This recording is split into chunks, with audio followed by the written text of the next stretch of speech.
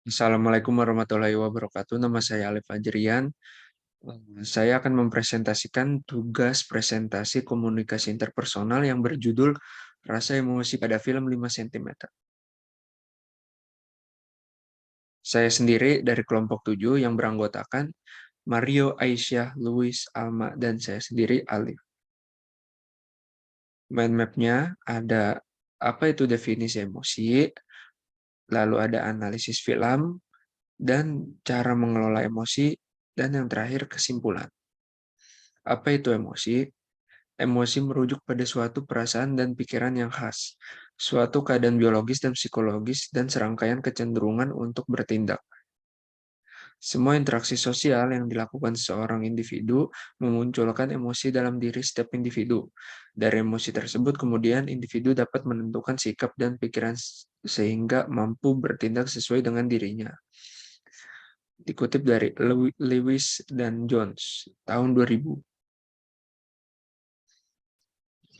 Scene 1. Emosi kesal. Kesal merupakan bagian dari emosi marah. Pada emosi ini sangat wajar dialami oleh seseorang. Namun kita harus dapat membedakan antara marah, agresi, dan kekerasan yang sering kali disamakan. Scene 2. Emosi bahagia. Bahagia adalah status emosi yang baik yang akan meningkatkan persepsi tentang kesehatan. Kebahagiaan berasal dari banyak faktor yang terintegrasi. Kebahagiaan berasal dari banyak faktor yang terintegrasi, terdiri dari dua bagian yaitu faktor eksogen dan endogen. Dikutip dari Sabatini tahun 2014. Scene 3. Emosi takut dan cemas. Menurut CNN Indonesia, emosi takut atau cemas adalah seseorang yang sedang merasa kegelisahan diri terhadap suatu hal. Biasanya emosi takut atau cemas bisa menjadi fobia jika berlebihan. Scene 4. Emosi sedih. Emosi sedih ini bisa terjadi karena rasa rindu atau kekecewaan dari seseorang. Rasa sedih biasanya sangat sering dirasakan oleh banyak orang.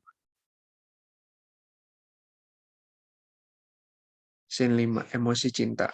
Emosi cinta merupakan suatu perasaan dari seseorang yang tulus. Cinta di film ini merujuk pada cinta yang melekat antara dua pasangan. Mengelola emosi. Yang pertama ada breathing exercise. Dilakukan dengan mengatur cara bernafas ketika sedang menghadapi rasa emosi yang tinggi.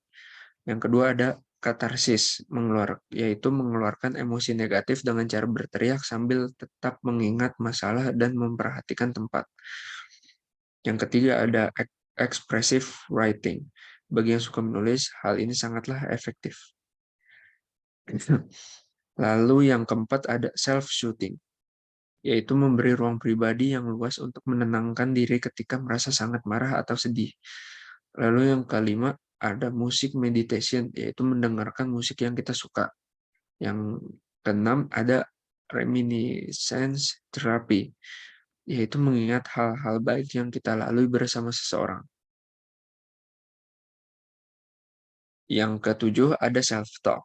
Self-talk dapat meredakan ketegangan emosional dalam diri ketika kita sedang emosi.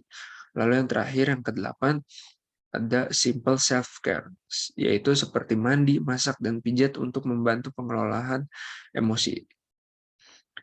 Kesimpulannya, jadi emosi merupakan respon dari dalam diri manusia yang muncul karena reaksi dari luar manusia itu sendiri.